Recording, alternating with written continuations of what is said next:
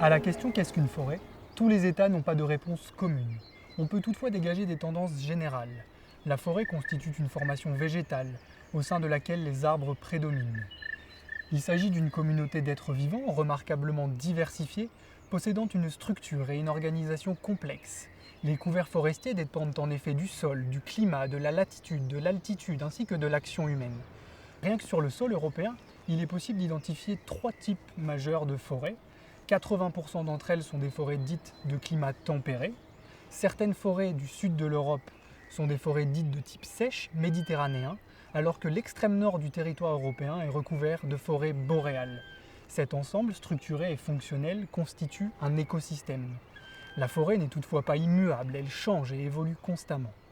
Souvent assimilées à des espaces naturels, les forêts le sont-elles vraiment? Subsiste-t-il des forêts sur le territoire européen dans lesquelles l'homme n'intervient pas? À la différence de certaines zones tropicales, il n'y a plus de forêts naturelles. Ce sont des poches isolées dans le nord de la Scandinavie ou en Europe centrale. Et donc le 96% des forêts sur le continent européen ont été exploitées depuis des siècles. Alors parfois l'exploitation est intensive.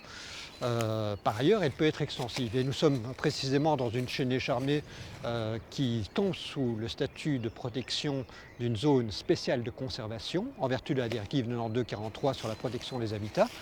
C'est un habitat qui est visé à l'annexe 1 de cette directive. Et donc ici, la forêt a été exploitée, mais de manière extensive. Les 2 tiers des forêts en Europe font l'objet d'une exploitation intensive. Bien que l'extrême majorité des forêts soient exploitées, elles possèdent tout de même de nombreux avantages. Pouvez-vous nous les présenter? En premier lieu, l'avantage principal est de nature économique. La forêt fournit du bois d'œuvre, fournit du combustible. Nous nous trouvons ici dans une forêt extrêmement giboyeuse. Alors à cela, il faut ajouter les nombreux services écosystémiques que les forêts fournissent, mis en exergue depuis une vingtaine d'années par les scientifiques. La forêt est un épurateur de la pollution, est un régulateur du climat. La forêt est également un régulateur de l'eau, puisqu'elle fonctionne comme éponge. Et en temps de sécheresse, la forêt commence à jouer un rôle capital. Également, le maintien du couvert forestier permet de lutter contre l'érosion. La forêt périurbaine est une zone tampon qui permet de réduire le bruit. La forêt freine également les vents qui peuvent être extrêmement violents actuellement. Par ailleurs, la forêt est un réservoir en termes de biodiversité. On entend ici le coucou qui revient sans doute du Congo ou du Tchad. On entend également le Puyophytis qui a hiverné en Afrique occidentale. Ces espèces, la présence de ces espèces atteste de l'importance écologique de cette forêt dans l'Entre-Sambre-et-Meuse. Enfin, on ne pourrait négliger le rôle social que remplit la forêt, principalement en temps de pandémie. Malgré des nombreux avantages écosystémiques que vous venez de présenter, de nombreuses menaces pèsent sur les forêts. La plupart proviennent directement ou indirectement de l'action humaine. Pourtant, malgré des mesures de conservation sur lesquelles nous reviendrons plus tard, certains aménagements remettent directement en cause les écosystèmes forestiers. Pouvez-vous nous présenter quelles sont ces menaces? Au niveau mondial, la situation est grave, si ce n'est catastrophique. 10 milliards d'arbres sont abattus chaque année. Depuis 1990, 420 millions d'hectares de forêt ont disparu. C'est la superficie d'un terrain de football de couvert forestier qui disparaît toutes les 6 secondes.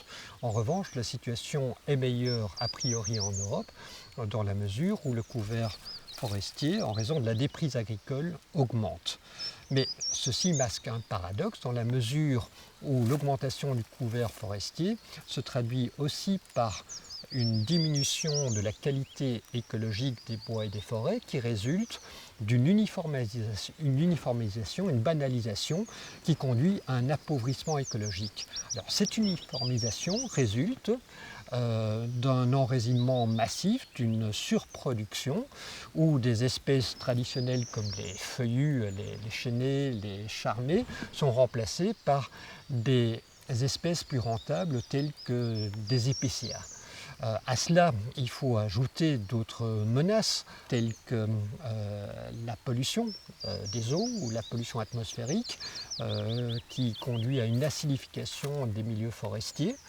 Sans doute de trop grandes pressions sur les espèces animales et végétales, mais également, et je dirais surtout, cette multiplication des infrastructures ferroviaires, routières, autoroutières, qui transpercent, qui traversent les milieux forestiers et qui en font des îlots totalement isolés.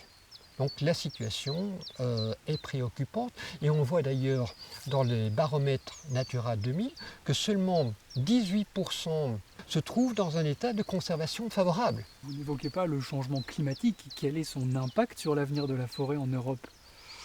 Je ne suis pas devin, mais on assiste ces dernières années à des sécheresses récurrentes, même dans nos régions, avec des printemps, des étés extrêmement secs.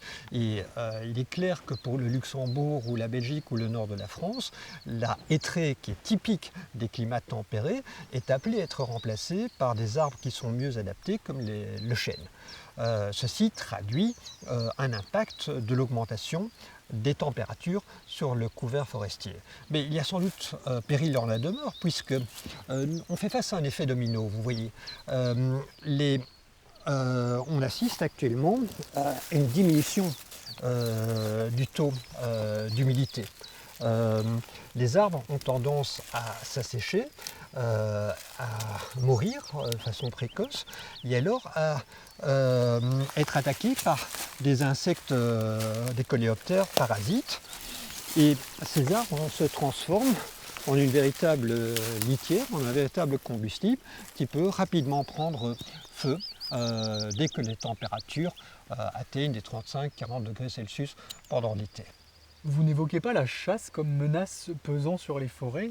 En est-elle une ou au contraire permet-elle de réguler et de conserver les écosystèmes forestiers ? Excellente question. Je crois que beaucoup de naturalistes diraient que la chasse est une arme à double tranchant. Côté court, les pratiques cynégétiques ont permis de conserver des grands ensembles forestiers. Je pense à la forêt de Compiègne au nord-est de Paris, à la forêt de Soignes ou au bois de Halle à proximité de Bruxelles, qui étaient les chasses des ducs de Brabant. Côté jardin, il faut constater que la chasse aujourd'hui en milieu forestier n'a plus rien de naturel. La pression cynégétique est trop forte. Les chasseurs viennent à nourrir le gibier, et donc on a tendance à artificialiser cette chasse. Dans le droit international, la gestion des forêts dépend de l'Organisation des Nations Unies pour l'alimentation et l'agriculture. En octobre 2020, le directeur général de la FAO appelait à accroître les espaces agricoles sans empiéter sur les couverts forestiers. Bien que l'importance des forêts soit scientifiquement prouvée depuis des décennies, certains États continuent de détruire des millions d'hectares à des fins agricoles. En septembre 2019, le président français Emmanuel Macron appelait à faire de l'Amazonie un bien commun universel, suscitant le courroux de son homologue brésilien Jair Bolsonaro, clamant sa souveraineté sur l'Amazonie brésilienne. Monsieur de Sadler, pourquoi la souveraineté des États est-elle si prégnante dans la gestion des forêts ? Je rappellerai que le droit international public consacre un principe général, à savoir le droit souverain des États de gérer, d'exploiter et de conserver leurs ressources naturelles, y compris leurs ressources forestières. Ce droit souverain ne peut être limité que par des principes généraux de droit coutumier, comme l'obligation de ne pas causer des dommages significatifs à d'autres États, ainsi que par le droit conventionnel. N'y a-t-il alors aucun accord international sur la gestion des forêts ? Il faut rappeler que pendant les négociations de la Convention sur la biodiversité, qui a vu le jour en 1992, les États d'Europe occidentale ont demandé d'inclure des dispositifs particuliers sur la conservation des forêts. Ils se sont heurtés à une opposition radicale de la part de la Malaisie, du Brésil, de l'Indonésie, au prétexte qu'une telle limitation conventionnelle allait porter atteinte à leur souveraineté étatique concernant l'exploitation de leurs ressources forestières. Et pour cette raison, la Convention sur la biodiversité, qui impose une obligation d'utilisation rationnelle, raisonnable, durable des éléments de la biodiversité, y compris les ressources forestières, qui oblige les États à défendre, à protéger les différents éléments de la biodiversité, ne comporte néanmoins aucune disposition relative aux dispositions forestières. Vous venez d'évoquer la Convention sur la biodiversité, mais le consensus international ne s'exprime-t-il pas par d'autres moyens, et notamment par des instruments de soft law? Oui, vous avez tout à fait raison. En 1992, à défaut d'adopter un protocole spécifique de portée universelle sur la protection des milieux forestiers, les États, à la conférence de Rio de Janeiro sur l'environnement et le développement, adoptent une déclaration de principe non contraignant, mais faisant autorité concernant la gestion, la conservation et l'exploitation durable de ces forêts. Alors on peut être très déçu quant au contenu de cette déclaration, dans la mesure où, dans le prolongement du principe 2 de la déclaration de Rio de Janeiro, on rappelle les droits exclusifs souverains des États sur leurs ressources forestières. La déclaration met principalement l'accent sur l'exploitation des forêts et non pas sur leur conservation.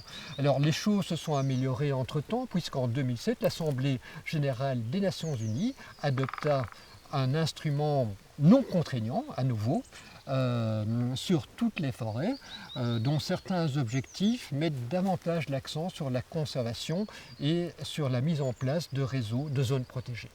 Vous évoquez cette déclaration de principe non juridiquement contraignante, mais faisant autorité. N'y a-t-il pas là une certaine contradiction? Cette observation est pertinente dans la mesure où les principes en droit public ont a priori une portée contraignante. Ici, les auteurs de la déclaration se sont empressés de dire qu'ils n'avaient aucune portée contraignante, mais qu'elle reflétait un consensus mondial. Nous venons de l'évoquer, il n'existe pas d'accord international juridiquement contraignant spécifique à la conservation des forêts. Toutefois, il existe une multitude d'accords internationaux à portée plus générale sur la protection de l'environnement. Certains de ces accords peuvent-ils, de manière indirecte, s'appliquer aux forêts? Oui, je songe en tout cas à 5 accords de portée universelle. En premier lieu, la Convention sur la protection du patrimoine mondial culturel et naturel, en vertu duquel l'État français a désigné notamment la forêt de Fontainebleau. En second lieu, je pense à la Convention sur la lutte contre la désertification, qui est importante pour les États de l'Afrique subsaharienne pour contrer la progression du Sahara. En troisième lieu, je pense à la Convention de Ramsar sur les zones humides, qui englobe les forêts riveraines, tout comme les mangroves. En quatrième lieu, je songe à la convention CITES sur la commercialisation des espèces végétales et animales menacées d'extinction, qui recouvre 600 espèces d'arbres qui sont reprises soit dans l'annexe 1, qui interdit la commercialisation, et parmi lesquels on retrouve le bois de rose du Brésil, ou l'annexe 2 qui réglemente la commercialisation en moyennant un système de permis et d'avis scientifiques, annexe dans laquelle on va retrouver différentes espèces de bois de rose provenant d'Afrique ou d'Asie. Enfin, en dernier lieu, je songe à la Convention de New York de 1992 sur la lutte contre le réchauffement climatique. Vous venez d'évoquer la Convention de New York de 1992.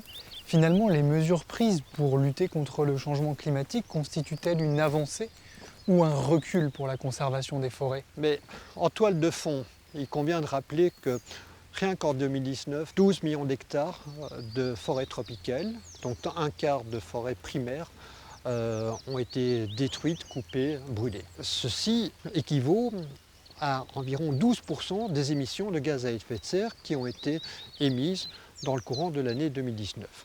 La conférence des parties de la Convention de New York de 1992 a essayé rapidement de dégager un mécanisme connu sous l'acronyme de REDD, qui est devenu REDD+, qui vise à dégager ce que l'on appelle dans le jargon a win-win solution. D'une part, les États occidentaux patinent, ne parviennent pas à remplir leurs obligations en termes de réduction de gaz à effet de serre. D'autre part, les États tropicaux comme le Brésil ou le Costa Rica éprouvent de la peine à bien conserver leurs forêts tropicales. Ainsi, le mécanisme REDD+, vise à encourager des États occidentaux ou des sociétés occidentales à financer des projets de conservation, des projets de plantation dans les pays en voie de développement. Et donc c'est une manne financière qui est transférée aux pays dont les besoins sont criants en termes de conservation. Alors bien entendu, ce transfert financier présente un certain nombre de risques dans la mesure où des investisseurs pourraient être tentés de planter des essences à croissance rapide comme l'eucalyptus au détriment de forêts naturelles.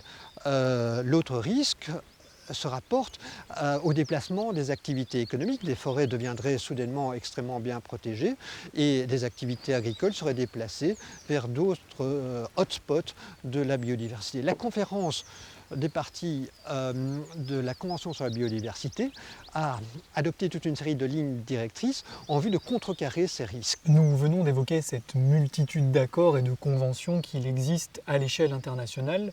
Nous allons maintenant, si vous le voulez bien, resserrer un peu notre champ d'application géographique et nous concentrer sur le niveau continental, sur le niveau européen.